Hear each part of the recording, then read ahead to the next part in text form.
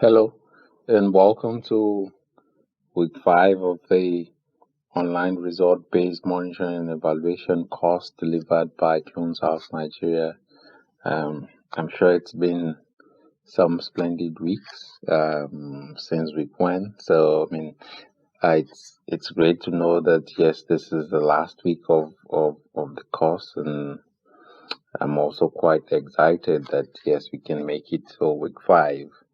Um, but before we proceed, it will be nice to look at just a summary of what we have tried achieving since week 1.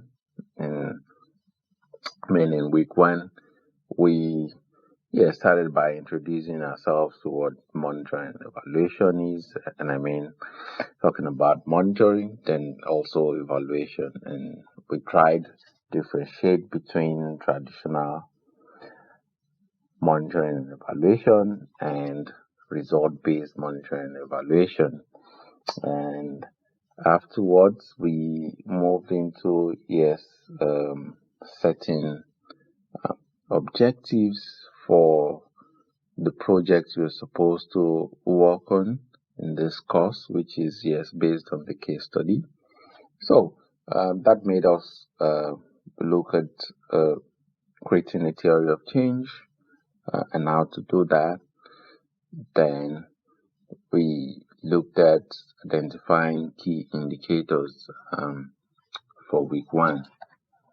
And week 2 was all about, data collection methodologies for the theory of change and the key indicators that we've developed in week 1, which then necessarily means that yes, we had discussions about quantitative method of collecting data and also qualitative method of collecting data as well. So and that was all in week 2, which then took us to week 3 to discuss preparing data analysis or preparing data for analysis, either it's qualitative, either it's quantitative. And we looked at quantitative data analysis and also qualitative data analysis. Then we finished week 3 by looking at how to conduct data auditing, what you call data verification or data supervision, as the case may be. So that ended week 3. Week 4, we looked at evaluation as itself. So we were introduced to evaluation, and we looked at conducting and managing evaluation. We looked at evaluation design, which led us to phases of an evaluation. And that wrapped up week 4. And we're now in week 5, which is the last week. And in week 5, we would look at having to develop a monitoring evaluation plan, which is actually, I could say, the monitoring and evaluation plan actually is all that we have actually been doing since week 1. So we will be developing a plan for it in week 5. That's how this course has actually been designed. So if you've missed out on anything from week 1, week 2, week 3, week 4, then I think this week you can actually fix it. This is the week you can get ahead of things you might have missed out in week 1, week 2, week 3, week 4. So that will be the first unit, developing a monitoring and evaluation plan. And there's a task, like you're supposed to develop a monitoring and evaluation plan for the case study you have been working on from week 1. And in unit 2, we would discuss we'll discuss, we'll go from start to finish. So trying to look at the task we have done from week one to uh, to week to week five that you will do. Just trying to make sense of what all the tasks you have actually carried out means, and actually putting it into perspective and making you understand the logical workflow of it. And in Unit 3, we'll be talking about M&E consulting as a profession itself. So I think on that note, we could get things started about developing a monitoring and evaluation plan.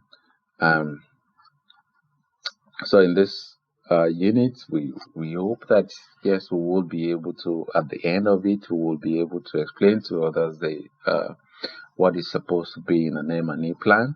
Also, that we're supposed to be able to identify the relationships between these popular words that might have been used or that you will be seeing in different literatures.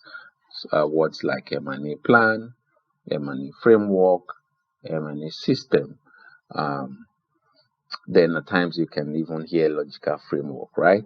So, how to identify what's what, we will look at that. Then also understanding the different, we're supposed to be able to understand the different dimensions an M&E plan may take. So different formats of an M&E plan. Yes, that is obtainable if you've worked across several countries, several bilateral or multilateral agencies, or several philanthropy organizations. You would have seen that yes, the diverse M&E plans um, around, and you're supposed to be able to design an M&E plan for a program or project, and we will be using the case study um, for the purpose of this course. So in this course unit, I will be looking at what an M&E plan is, the difference between the M&E plan and the M&E system. I will also look at the linkages between the program plan and the M&E plan. Then we'll look at steps to develop an M&E plan. And lastly, we would look at what exactly is supposed to be in an M&E plan. And I'm going to be able to demonstrate or show us an M&E plan of a particular project, and also discuss M&E templates, different M&E templates we have tried, we've created, and these are M&E plans we've used in consulting work in the past 12 years. So, what's an M&E plan? Think about this as if you're trying to cook, right? Maybe a soup or a stew. You need ingredients to make up the stew or the soup, right? So all the ingredients that you put together, like so if you're cooking a soup now, so the pepper, tomatoes, the flavor that you put inside your pot to make the soup, all those are what we refer to as the M&E plan, while the soup itself is actually the M&E system. So, but I mean, all ingredient. Think about it. All ingredient that you put to make up a food is, we can liken it to an M&E plan. So, but as an M&E plan itself, it's just a document that contains all your monitoring and evaluation activities, which means all that we've done since week one is what we refer to as an M&E plan. So I call it so it's like a guiding document, right? For the M&E department or the M&E unit or the M&E section, whichever one you want to call it, or for the M&E person. So it guides you on what, when, and how things are done as it concerns monitoring and evaluation. And what it means is that this actually is a document that addresses what indicators are to be measured, how often, from where, and the indicator data that will be collected. It also includes baselines, targets, and assumptions, and how data will be analyzed and interpreted. It also includes how often reports on indicators will be developed and distributed. I mean, it comes, you see it in that dimension. So, which is very important. I mean, that's what we refer to as a monitoring and evaluation plan. So it's a document. It's a planning document, which actually states what an M&E department is doing or is going to carry out. So that's why you see in most terms of reference, most terms of reference or vacancies that is trying to employ an M&E officer or an M&E specialist or a senior monitoring and evaluation advisor. One of the key role that position does is to actually maybe review an M&E plan if there was an M&E plan before in the organization, or to design and develop an M&E plan. So this is a key role for you if you're part of this course. It's something that you should know how to develop, because this is one of the tasks an M&E officer carries out all the time. So what's the difference between the M&E plan and the M&E system? Like I've made that analogy before, like the M&E plan is, think it like all the ingredients you put into a stew. Yes, all the ingredients you put into a stew. Why the stew or the soup, when it is done, is what you refer to as the system. So the soup is the system, while the M&E plan is the ingredients that you put together. So we're talking about, when we talk about the ingredients, yes, we're talking about, what the M&E plan is supposed to do.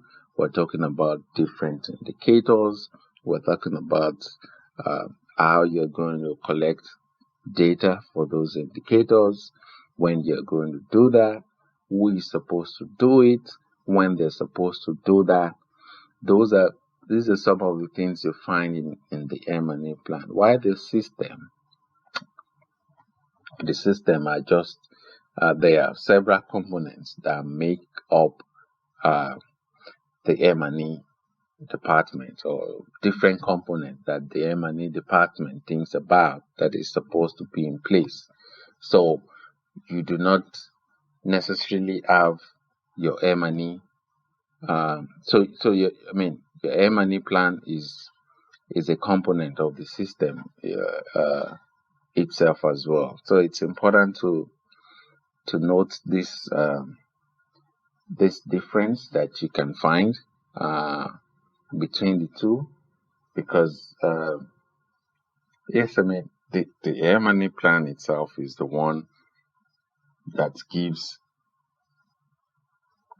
direction to the M&E system, but it's also a larger part or component of the M&E system. So just to create that relationship, that the M&E plan is also a part of the M&E system. If we remember, in week 1, we actually discussed the M&E system. So for some of us that might have forgotten, there are actually 12 components of the M&E system, which means that yes, your M&E department should try as much as possible to, whether you call it a department or a section or the M&E institution of a country, you're supposed to have this 4 components working in its in its various department, offices, or unit. So we talked about the green part, which is the people and planning part of the system. Then we talk about this blue shade part, which is the data part. Then you have the inner ring, which is yes, using information to improve results. So I mean, systems are not seen, right? But they are things that is supposed to be running in either an M&E institution or an M&E department or or a unit. So this uh, definitely shows the difference between these two, and it's important that you take cognizance of having this M&E plan to now show the different activities that you're supposed to get in the M&E system. So it's like a component of it. Just to reiterate again that the M&E plan is a component of the system. And what are the characteristics of the M&E plan vis-a-vis the M&E system? So, like we said, the M&E plan is a component of the M&E system. Also, that it provides that vision of what a successful M&E system will look like. Don't forget that we said the M&E plan has all the activities. It has all the activities that the M&E system is supposed to be carrying out. So that's what it means. If it has all the activities, all the monitoring and evaluation activities, then it's trying to create a direction for the M&E system. Don't forget, we said it contains how the M&E system works, which means that every organization, individual that is involved in the M&E department, it shows what they're supposed to do and at which time they're supposed to do it. So if it's collection of data, if it's data analysis, if it's advocacy, it shows when all this is supposed to happen. So the second point is that it's also used as a benchmark against what you need to measure in terms of the progress on implementing the system. So when you carry your M&E plan, you can always use it to measure where you are, and I mean the department now or the unit, just to measure where they are in terms of executing the system or M&E activity. So it's basically a benchmark also for the functioning of the M&E system.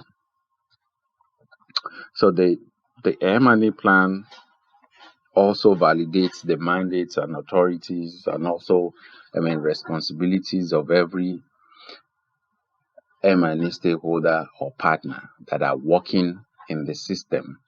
So look at it like individuals that are supposed to be involved. For example, depending on how large the size of the program or the project can be, you can have over 10 individuals or organizations involved in a particular monitoring and evaluation of a program, right? So you can think about the M&E plan trying to give direction on what and when each of them is supposed to carry out a responsibility. So either it is either there's one organization that is focused on collecting quantitative data, and there's another one that is supposed to collect qualitative data, and there's another organization that will help in carrying out maybe data auditing, and also there's another one that is supposed to carry out data analysis. So this shows the M&E plan tries as much as possible to validate that and show that, and also let each of the stakeholders know when they're supposed to carry out such activity.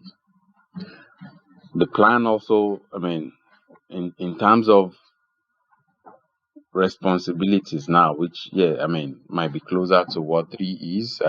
But don't forget that 3 actually validates all this and makes this a standard. But 4, we're talking about, yes, it having specific responsibilities for each of the organizations. Yeah. So the 5th point is that yes, you can. Yeah, I mean, you can use it to decide which activity to implement at a certain point. So each month you can think about what to do, or yes, what the M&E stakeholder group or the M&E department or the M&E unit is supposed to be able to carry out. Um, so there's something called the National M&E Plan, which is also an M&E plan, but now we're talking about the M&E plan of perhaps maybe a national government or a state government. So this is important to note that yes, the state itself. So now countries are supposed to have a national M&E plan in which could be sectoral um, as well, in which every other sectors are supposed to use in implementing all their activities or all their M&E activities. So there could be a national M&E plan, which is a type of M&E plan that focuses on how the national M&E systems, for example, maybe the education sector, the health sector, the NGO sector would work. So what it means is that this national M&E system requires the M&E systems of other different institutions to work within it. So, but that's basically for national government. So we're going to show us templates of what the national government uses as a national M&E plan at the end of uh, this unit as well. So this is 6 points we need to consider when talking about when looking at the M&E plan versus the M&E system, which is quite important. And I think one thing that is also important is that this is not the project plan, and that this is the M&E plan that we're talking about. So we can then look at the linkages between the project plan, or you can call it the program plan, and the M&E plan itself, because there's also a link between both. Also, that since we have established that the M&E plan itself has includes the indicators and the data that you need for your particular program, it means that probably the M&E plan shows the results that you're supposed to get from your either strategic plan of the project or the program, or that of the project plan. So in looking at this, the link between both of them, what normally happens when a program is about to start or a project is about to start is that yes, there's a problem, right?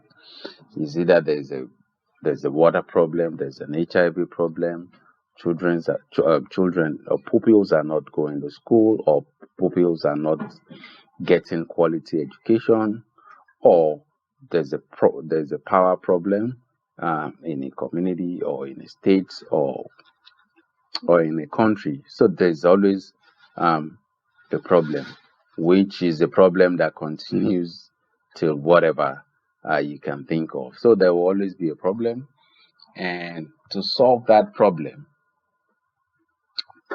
either some groups, some communities, a country, or bilateral organizations, or a multi-stakeholder group come together and create um, a strategy or a plan, or discuss some objectives that they're supposed to carry out in actually mitigating that problem that they've identified, right? So first, a problem is identified either in a community or so. It might be by needs assessment, sort. Then with that, there's objectives are developed. Based on that objective, so, and I mean, the objectives are meant to create the result, right? So when you now, so for example, a problem might be that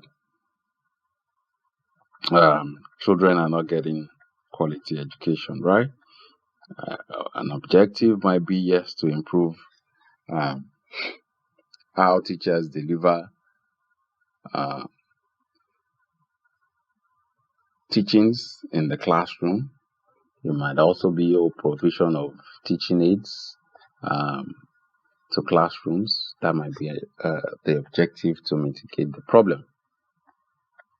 You might also think about a problem, for example, could be the lack of access to clean water in a community, while the objective would be, yes, to provide access to clean water in that community. It might also be to establish a, a water and sanitation hygiene committee for that community. So, I mean, you can have this as objective. So, just to so on let me just take the example of yes, providing access to water in the community.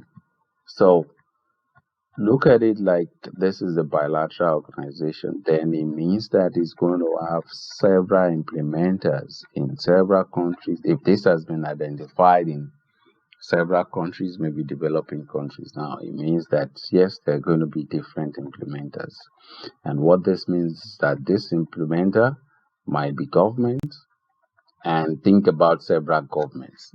So you can now also think about maybe different states or so.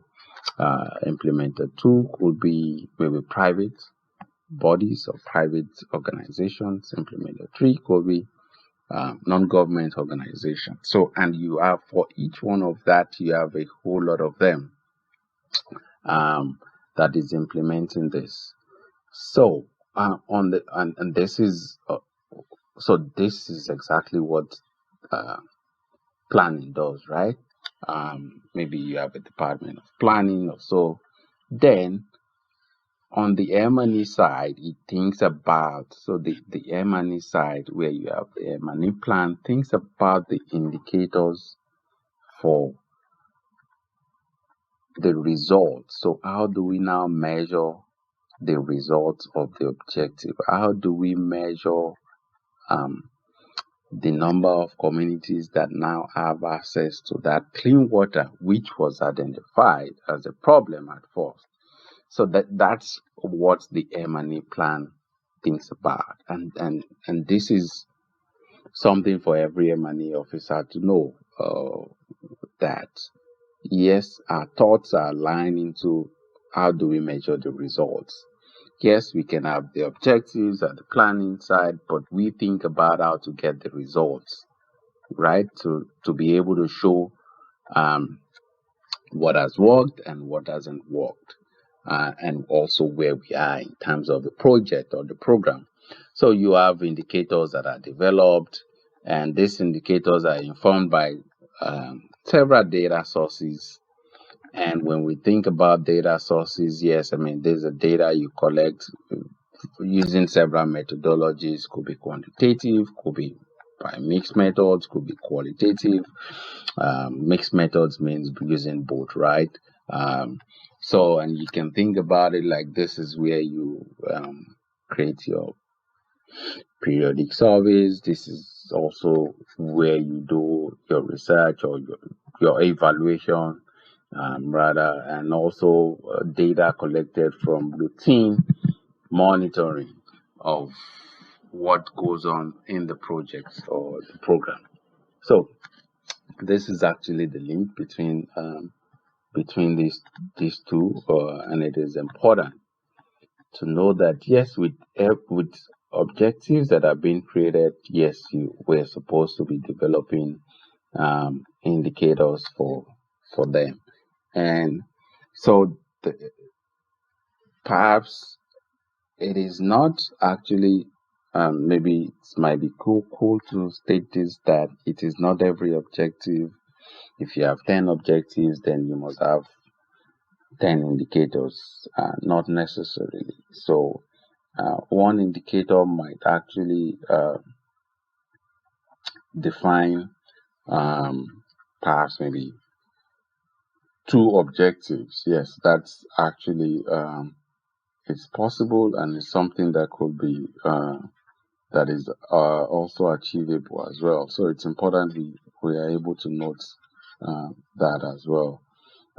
Also, that um, an M&E plan with 20 indicators from 20 routine data monitoring sources is much more difficult and more time consuming to implement than one with 60 indicators where all the data from the site will come from only two surveys. So you need to think about how this data also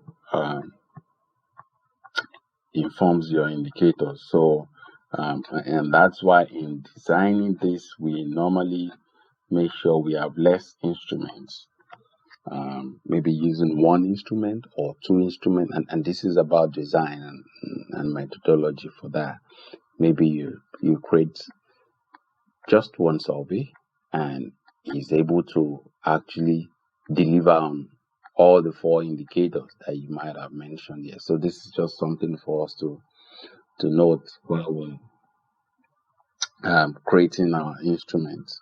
Um, so what are the steps you need to always develop an M&E plan?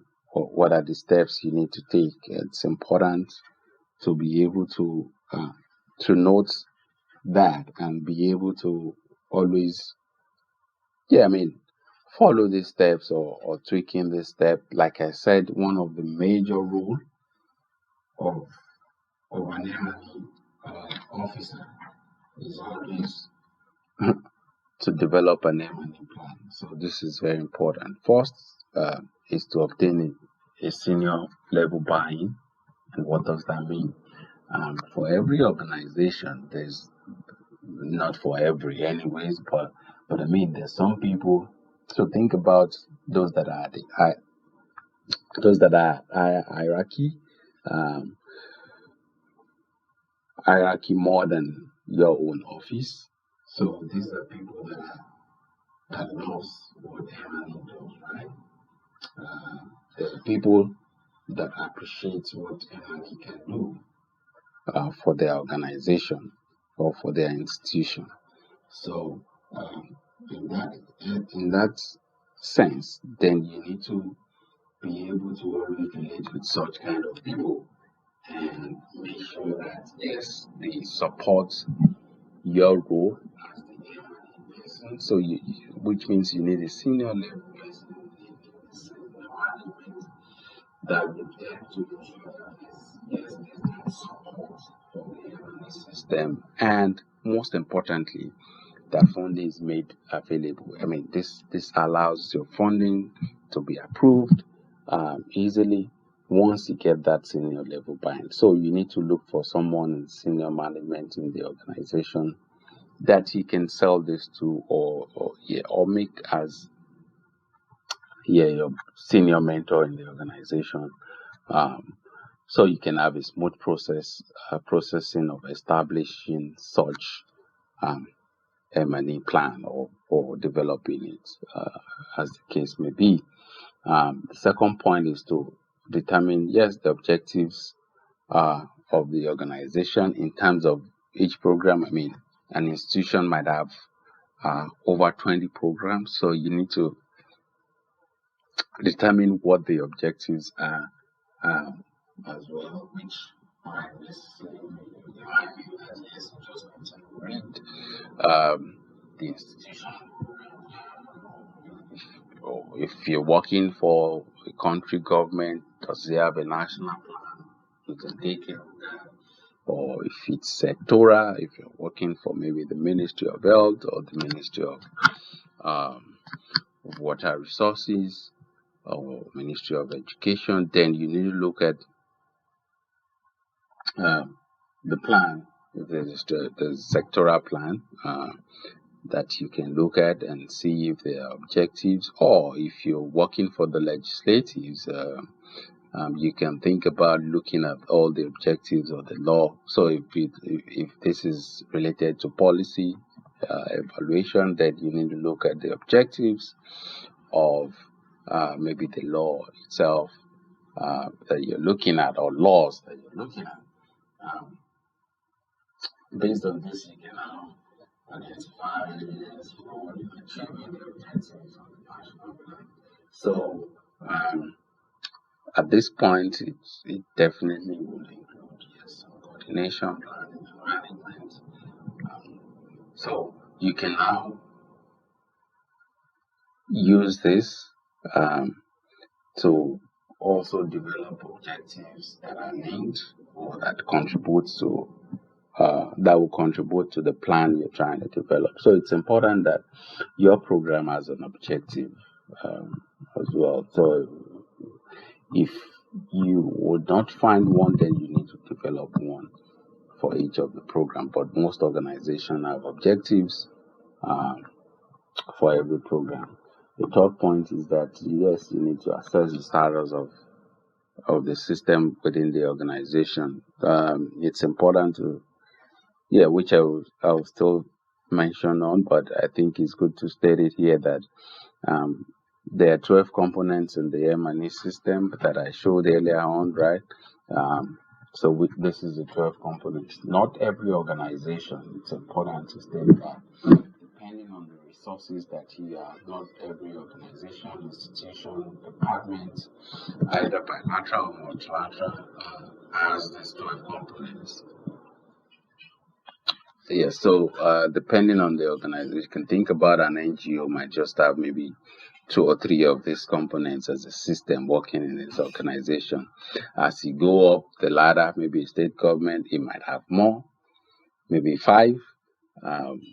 National governments might now have maybe 6 or 7 or 8.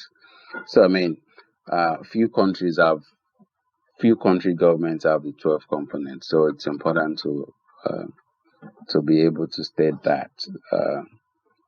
So you have to assess the status of the system that is within your organization. So very important. So when you are able to understand that and establish the status of the system, maybe you now need. So it's about thinking if one is needed. So is it that the organization does not have a database that is useful for M&E system, which is a database for collecting data that are related to M&E? Or is it that, we do not have a system that allows us to collect data monthly? That is data that is targeted towards our objectives. So you look at routine monitoring, if it's available, or does the organization have a plan for evaluation of our projects? So these are all things you will need to think about in assessing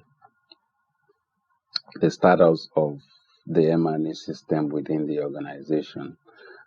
Afterwards, you can now develop indicators for the organization's objectives. So first, you know the organization has an objective, or you've developed an objective, or you've reviewed it. Then next is developing indicators. So you do not actually design indicators yourself, but this is bringing together people within the organization. If it's a multi-stakeholder program, then you need to bring stakeholders together to create indicators for the objectives of the organization. So, or the objectives of the program, in whichever case that might be. So once you define the indicator, then coming from you assessing the status, then you can design the components of the M&E system. So having components that you can bring together. So maybe it was 3 before, now you can have 5, then you can work with that. Also, it's important to now move towards the data part, like how do we collect data every month? You think about designing this in the form of data collection weekly, monthly, daily. This is very important because most programs do miss this actually, that you do not get data monthly from the program of the organization. Then you write the M&E plan, and once you're done with the M&E plan, you can then develop a work plan for it. We have discussed work plan before now. So what does the work plan looks like? So we have a sample work plan actually in our classroom, which you can look at.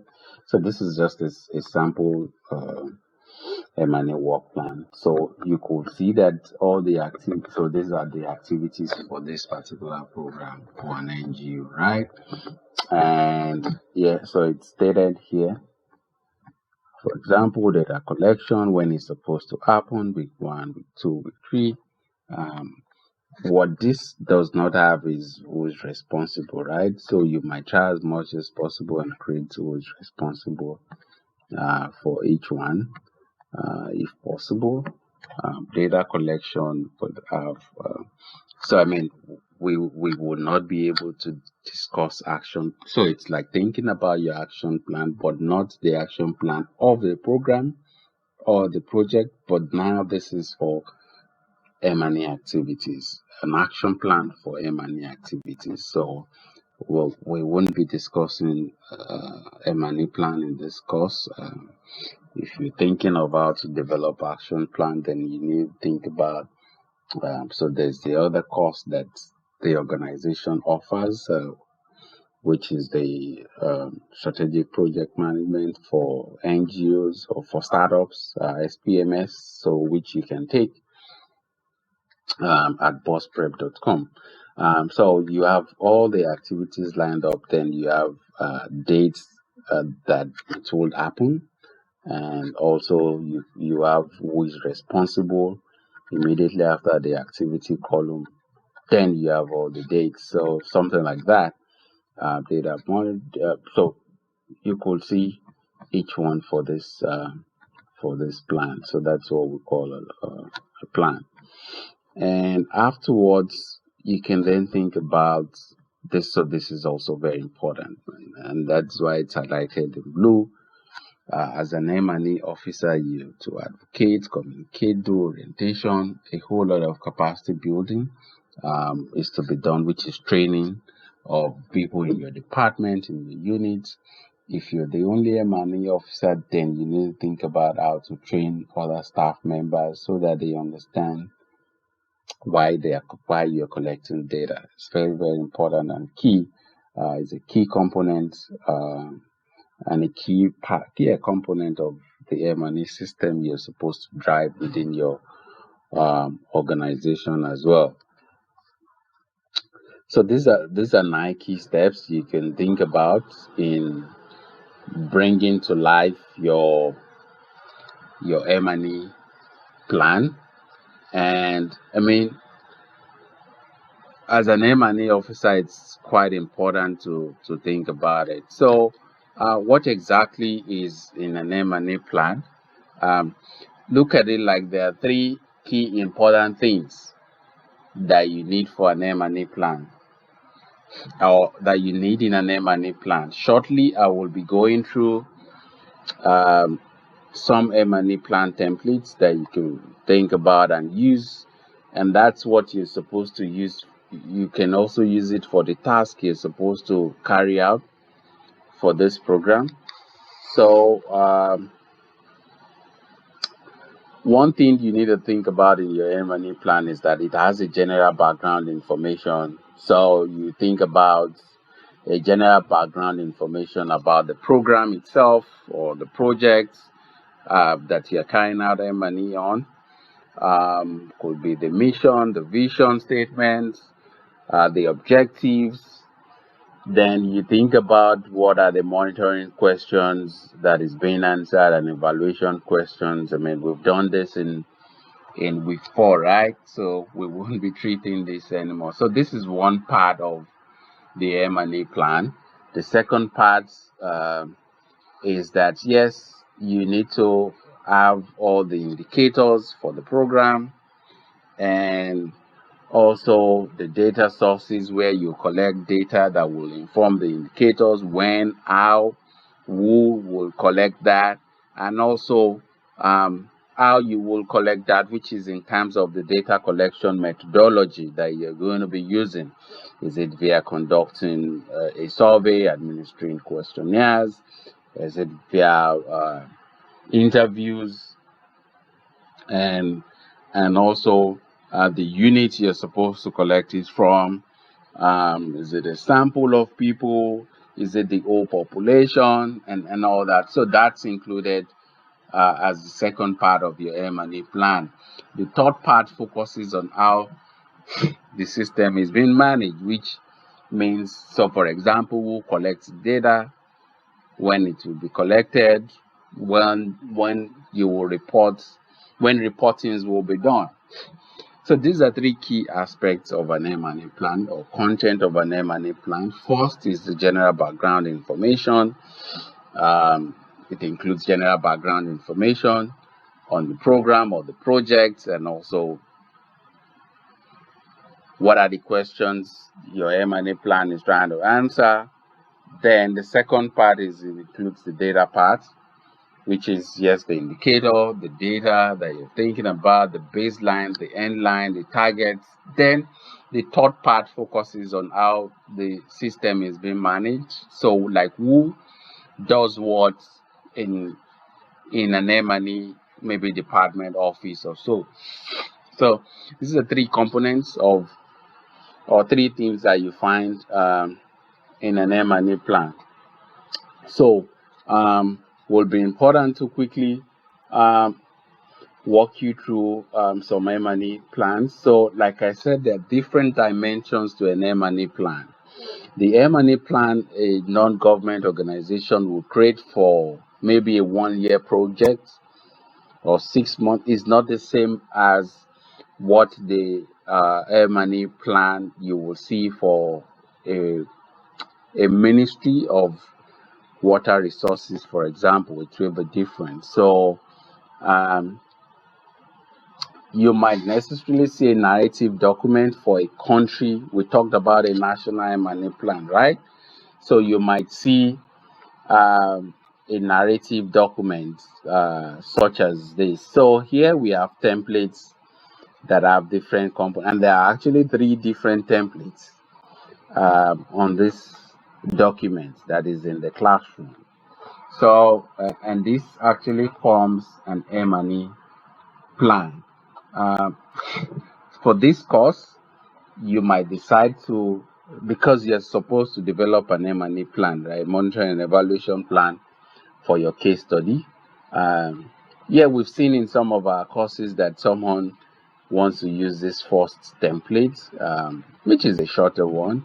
The second one is what you get for a national system.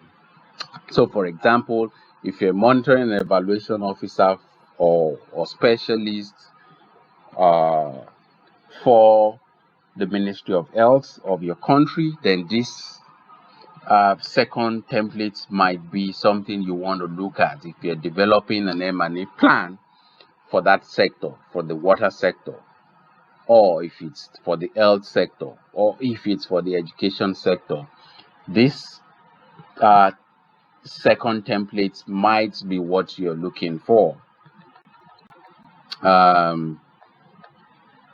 Also think about if you're a national M&E specialist for a country, then you might think about this second template.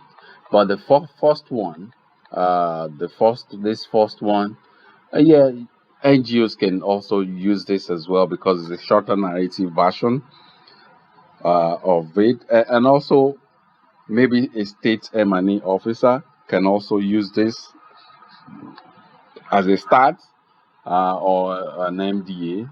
You could say it as introduction, vision and objectives of the program, then the indicators that would define these objectives, right? Then data collection methodology, when data collection will be done, who will do it, and when will reporting be done. Then also when, so the logical framework itself, when are you going to be updating it? It is important to state that the M&E plan, remember, is a plan, so it's been designed even before the start of the program. So think about when you're supposed to be updating it. Some does it yearly.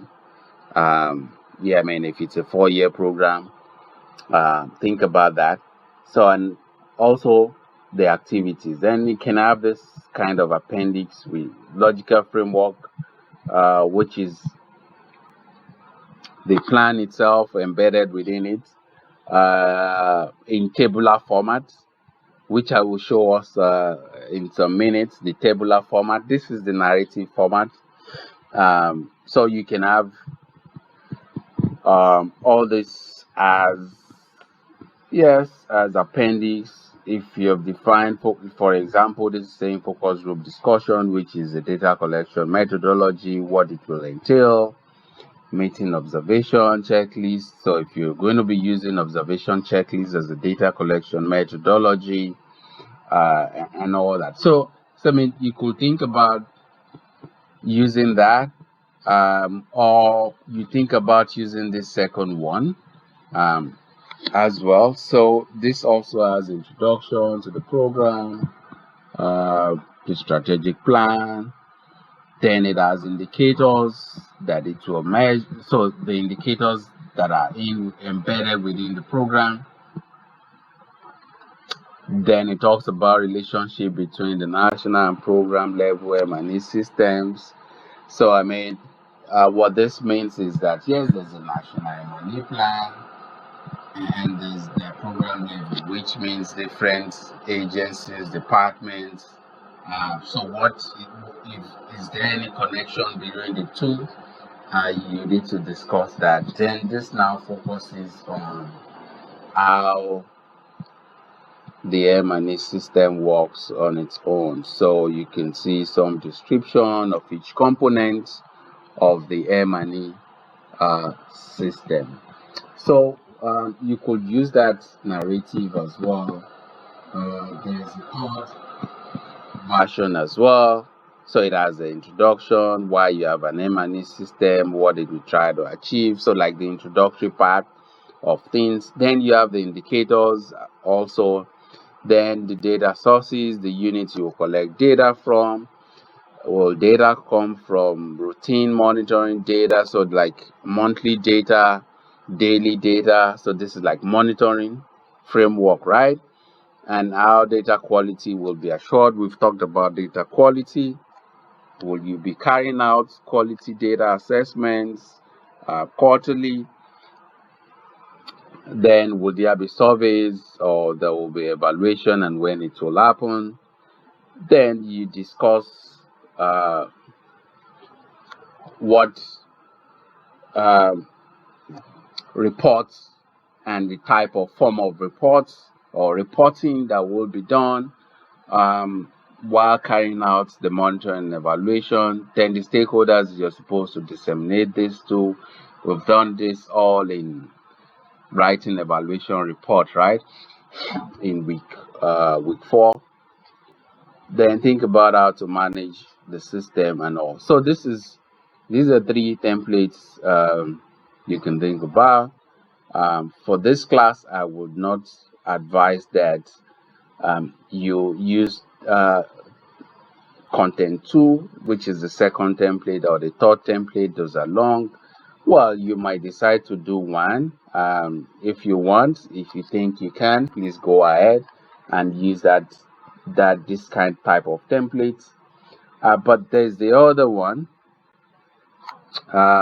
which I would actually advise that you use because it is, yes, it's the most used M&E plan, especially, I mean, if you're not the M&E officer for a country or for a sector, then think about using the tabular format. So we've tried um, to put this in two. So you have the monitoring plan format and you have the evaluation plan format. So in your task, you're supposed to complete this for your case study. It's already in this format, so just complete it.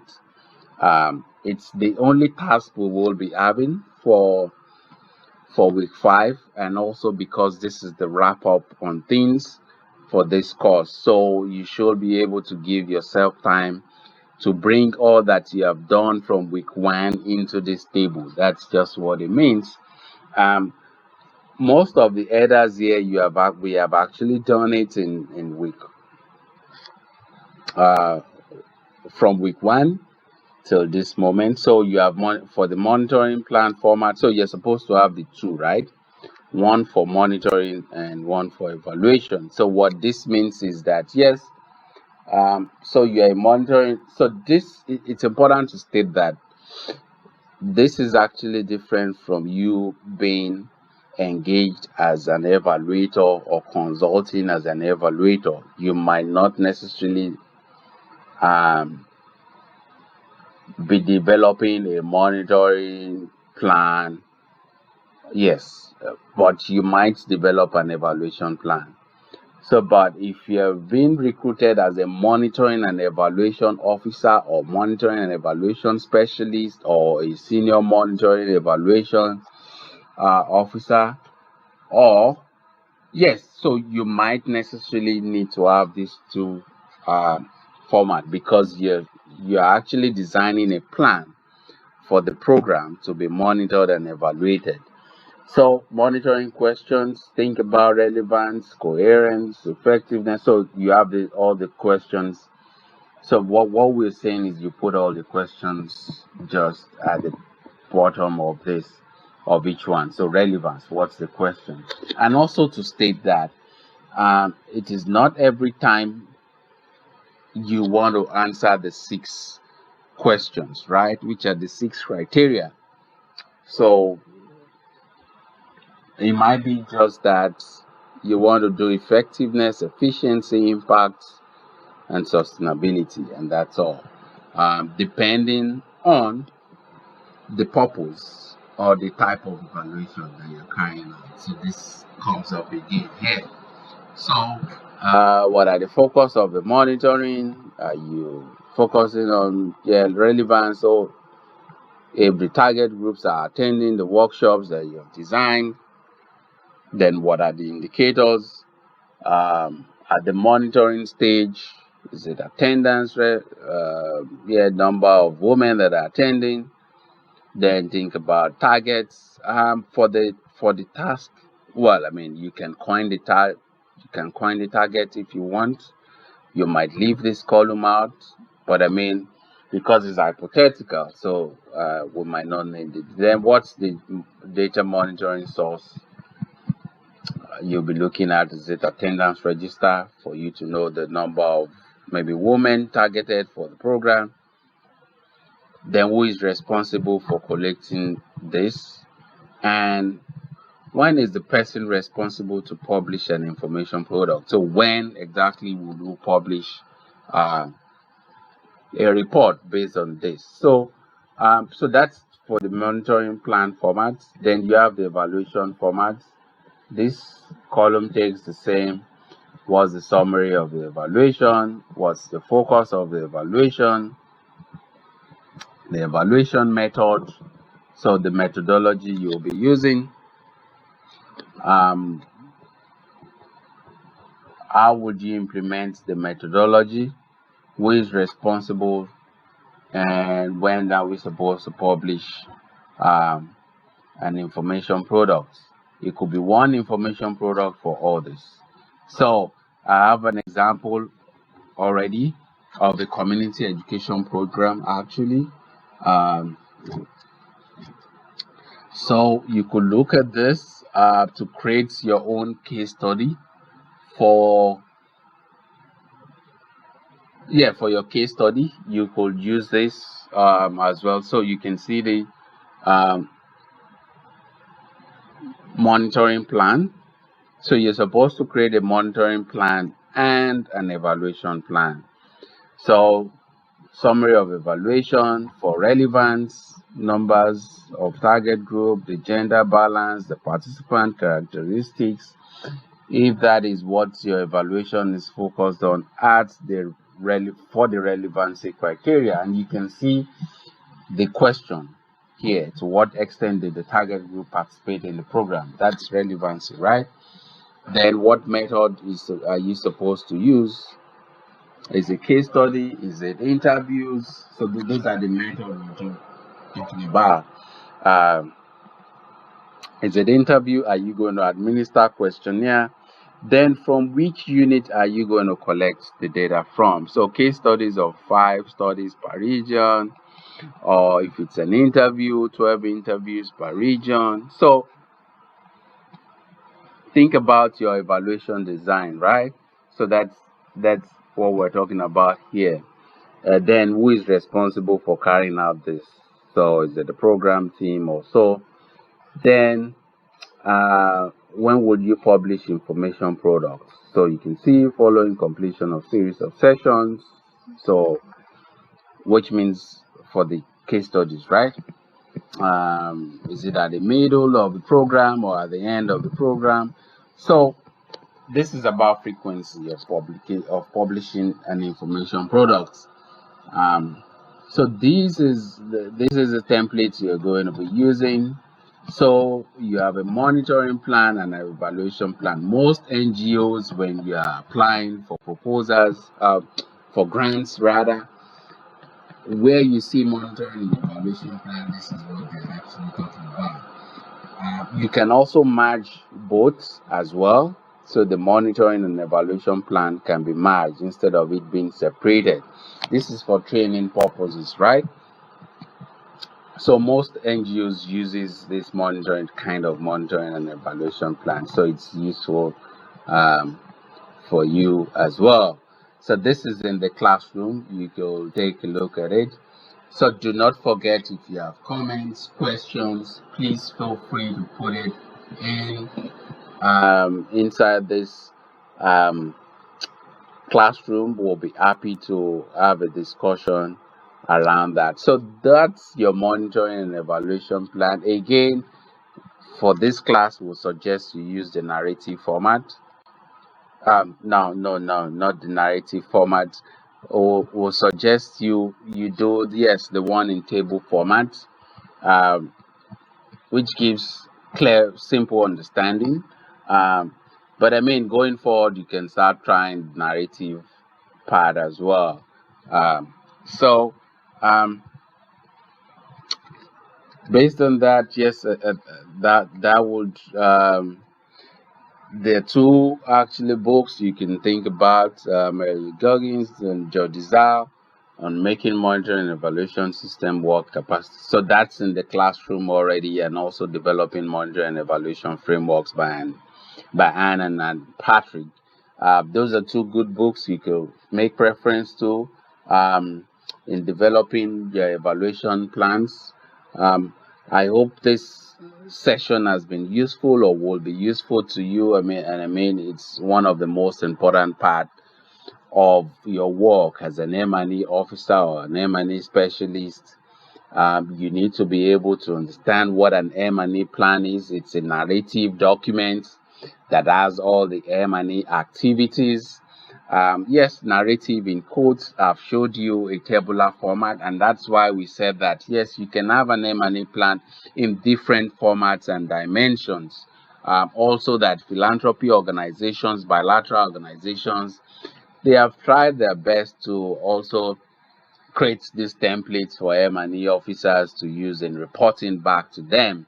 So, um, so that's what an M&E plan is. And think about, so your M&E plan is also the same thing as your M&E framework. So you could actually get confused.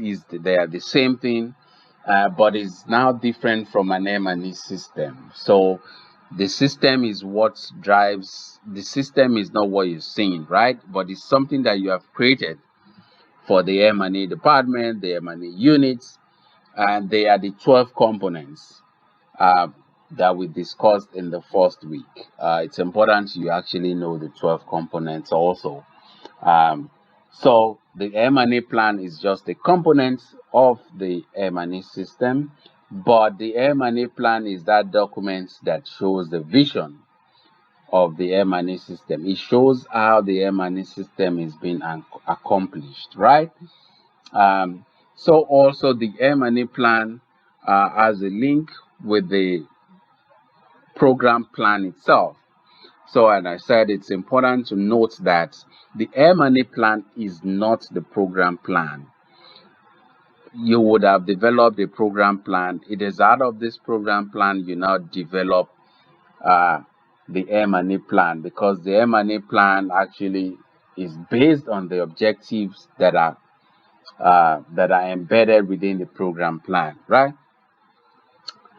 So, I mean, these are some of the discussions we had in the unit, and also we finished the unit with looking at what's included in an M&E plan. One is the introduction to the M&E plan. Think about the introduction to the program, like what's the program is, and also what are the objectives of the program. Then you can think about putting in monitoring questions and evaluation questions in that aspect. Then the second part of the M&E plan is, all the indicators that will be involved in monitoring or measuring the success of the program. Then the data that will be collected, the baseline, the end line, the targets, will be included in the second part. And in the third part, you have how the system works, how, who, when. So how the data will be collected, when the data will be collected, who will collect it, when will the information be provided about it. So, I mean, we shared different templates in the classroom already. So please, if you stumbled on this video and you want to join the class, yes, you can go to this site and register for it. Or, I mean, if you need a group booking, you can email training@cloneshouse.com, or you give them a call on this line. We're just a call away and an email away as well.